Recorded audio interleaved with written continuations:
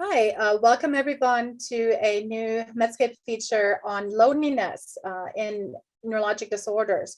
So I have a great pleasure of talking about this important topic today with Dr. Indu Subramanian.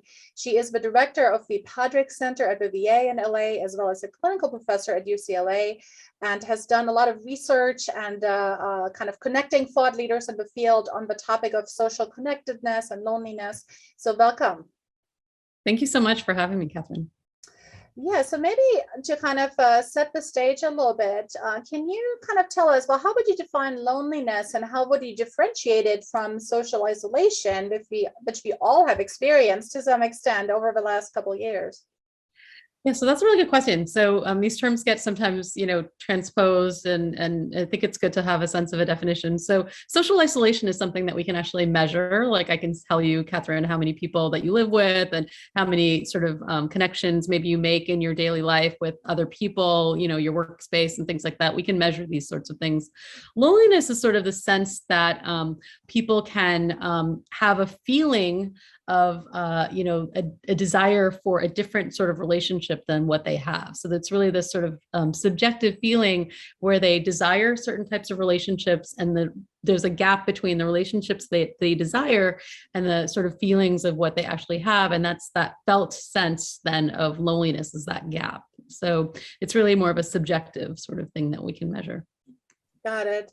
And why is it important, right? So how is coming from the perspective of a physician, of a neurologist, so can you talk a little bit more, how loneliness affects health and quality of life in our patients? Yes, I think, social connection is a basic human need, just like food, water, and shelter. We really have done a disservice, I think, and really didn't care too much about this until we all became very sort of isolated during the pandemic. And we realized, I'm not feeling so well. There has been a literature for, many decades around this. And actually, there's been a known statistic that being lonely is worse for you than being obese or smoking half a pack of cigarettes a day in terms of your health outcomes. Pretty incredible. Yes. And this is just in populations in general. And so when we look at, people as they age, this can really affect things like cognition. It can affect things like sleep patterns, and actually it can put you at risk for premature death, just being lonely. And so it is really something in general populations that has been known about. In the VA, I take care of veterans. It puts you at an increased risk for substance abuse, suicide, actually depression, anxiety. So this is a huge public health crisis, and actually a pandemic even before, the COVID-19 pandemic. And if you survey populations that are aging, before the pandemic, 30 to 40% of geriatrics populations said that they were lonely. And so this is something that is very, very common and actually quite stigmatized. And I think we really did not spend very much time as, healthcare providers really thinking about this and understanding this in the patients that we were seeing. Yeah, thanks for highlighting all these really important implications. So you and I are both movement disorder specialists, right? So we take care of many, many patients with Parkinson's disease. And as you've already mentioned, the pandemic itself has taken really a toll on memory, cognitive function for many people. There's even this term pandemic brain, sort of dubbed as kind of an indication that many people are struggling more with memory. But can you maybe talk a little bit more how cognition and loneliness sort of the interplay between the two of them, and specifically how it plays out for people with Parkinson's? Sure. So I think that there's some statistics that have been out there, in populations. We're just gathering the statistics, now for the pandemic and its effects on the brain itself. We just wrote a book chapter in a book about COVID and Parkinson's disease, and highlighted sort of the general populations around the world with Parkinson's disease and the types of symptoms that they were reporting. So there's a much higher increase sort of incidence now of anxiety, depression, sleep dysfunction in Parkinson's populations. And there's thousands of patients now being tracked in various cohorts across the world. So that we as Parkinson's doctors, need to care about this, because, these sorts of things can affect the non-motor issues, the mental health issues of our patients that are already, a huge problem in our patient population. Being lonely from a cognitive perspective, there's a number of statistics, but I've seen statistics of you're 4 times more likely to get things like Alzheimer's disease if you're lonely. Cognitive dysfunction is much higher I think 40% higher in patients who are lonely than in non-lonely cohorts. We did a study that I can tell you about that looked at a number of motor and non-motor symptoms in Parkinson's disease. We looked at quality of life measures as well. And we have a cohort of patients, and this is actually pre-pandemic data that we've been following with about 1,500 patients in a longitudinal survey that's cross-sectional, that's internet-based. What we saw in that survey was that it was as bad for you to be lonely as the beneficial effects of being exercising 7 days a week for 30 minutes a day. Wow. And we all know that exercise is medicine. So you can imagine the sort of synergistic negative effects of not exercising, being sedentary, and being socially isolated in populations with neurodegenerative disease is really a huge, huge problem. On the flip side of that, what can we do about this? I'm always trying to find, meaningful ways to sort of think about things in a positive way. We see that, if hopefully we can engage people in exercise, get them exercising in groups and socially connect, we can kind of perhaps have a double benefit. So I think we sort of have, we're always looking for modifiable variables to help our Parkinson's populations. And I think, from this data, we have ways to sort of encourage people to screen patients, as healthcare providers across the board. It doesn't have to be the movement neurologist screening, could be a neurologist or a physical therapist or any point of care for Parkinson's patients, and get those people at risk for being isolated somehow connected. Wonderful. Yeah, thank you so much for this important work. So yeah, coming back to the screening issue, are there any specific measures you would recommend that are, practical tools for someone in neurologic practice to use?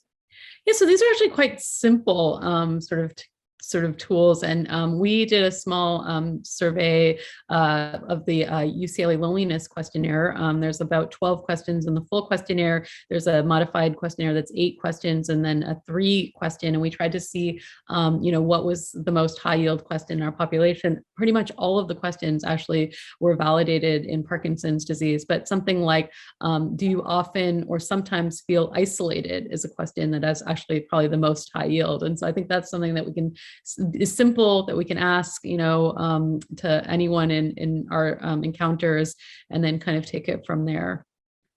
Great. So it's as simple as asking the question, right, and showing that interest.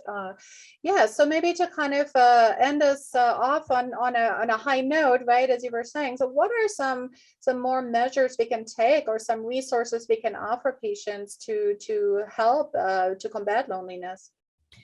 So one of the things that I found in doing research in this area, and that I had no idea about, honestly, we don't spend any time talking about this really in medical school or in our residency training. And I think we as clinicians ourselves have realized how important social connection is with each other. But in order to feel sort of connected or not lonely, there's actually 3 spheres of connection. So one is this intimate sphere, where you have a person in your home that lives with you that you can kind of connect with, and that might be your spouse or, your child. But that's not enough. We need 2 other spheres to sort of be connected. One is a sort of friend circle outside of the home that is sort of this sphere that's a relational sphere of maybe some friends that you can talk to, maybe even about your home sort of environment and things like that. And then there's this sort of collective sort of sphere of connection in which we need to be connected, maybe in society, to something with greater purpose or meaning that we share with these other people. So for some people, it might be a support group, like a Parkinson's support group. For some of my veterans, it might be a veteran sort of organization, or it could be, bird watching, or, sort of social justice, or a religious organization. So there may be, a number of things that can fit these spheres. But what I think is important is, number one, you may be encountering patients that are married, they seem happily married, and they have that sort of intimate sphere met, but they don't have these other sort of connections. So I think encouraging people to think outside the home, and understanding that, you can still be lonely and perfectly a happy married couple, and that couple can actually be lonely together. So that is something that's very key when we're thinking about this.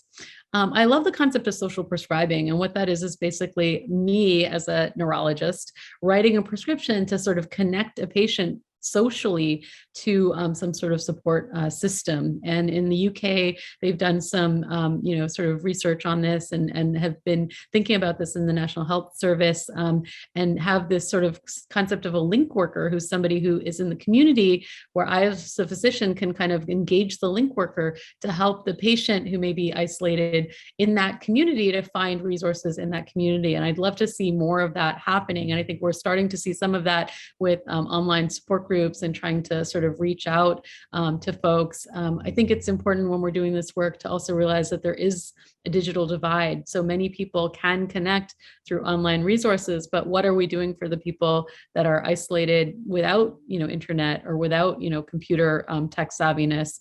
We need to find ways, either through phone calls and things like that, to sort of engage these patients. But what we have shown is that even a simple phone call, a simple video sort of interaction once a day for patients trying to get dressed and leave their home every day, these are sorts of simple things that we can start to drizzle in that can actually make a difference for these social connections. Wonderful. Well, thanks for highlighting social prescriptions. I'm also a big fan of that. And I know the UK has been really spearheading that concept. I've also seen it used in child psychology and just, things like encouraging people to go outside, to have children play outside, and kind of these whole concepts of connecting to nature. So there's kind of multiple spheres, I think, interacting in this concept. So lots of room for creativity, and hopefully as we're coming out of this pandemic, room for new ideas and creativity and connecting people. So I think that's very important. So it was great talking to you today about the topic of loneliness and specifically Parkinson's disease. And thank you so much. And hopefully this is inspiring to people to get active and ask and help, right? Our patients dealing with this.